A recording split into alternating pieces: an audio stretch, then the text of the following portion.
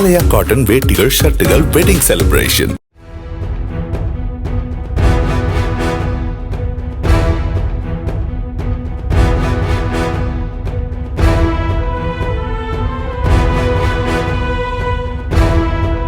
சென்னையில் இருந்து திருச்செந்தூர் சென்ற ஆம்னி பேருந்தில் 52 சவரன் நகை திருடப்பட்ட சம்பவத்தில் வழக்கறிஞர் உள்பட 6 பேர் மீது வழக்கு பதிவு செய்யப்பட்டுள்ளது.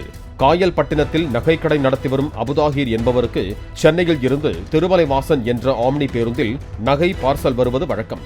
கடந்த 10ஆம் தேதி அப்படி சென்னையில் இருந்து கொடுத்தனுப்பப்பட்ட நகை திருச்செந்தூர் வந்து சேரவில்லை. பேருந்தின் நடத்துனர் மகேஷ் என்பவர் வேலை இருப்பதாக கூறி பாதி வழியில் இறங்கிச் சென்றது தெரியவந்தது. அவரை கைது செய்து விசாரித்ததில் நகை திருடியதும் நெல்லையை சேர்ந்த வழக்கறிஞர் சிவபெருமாள் என்பவர் அதற்கு திட்டம் போட்டு கொடுத்ததும் தெரியவந்ததாக கூறப்படுகிறது. ஆலயா காட்டன் வேட்டிகள் ஷர்ட்டுகள் வெட்டிங் செலிப்ரேஷன்.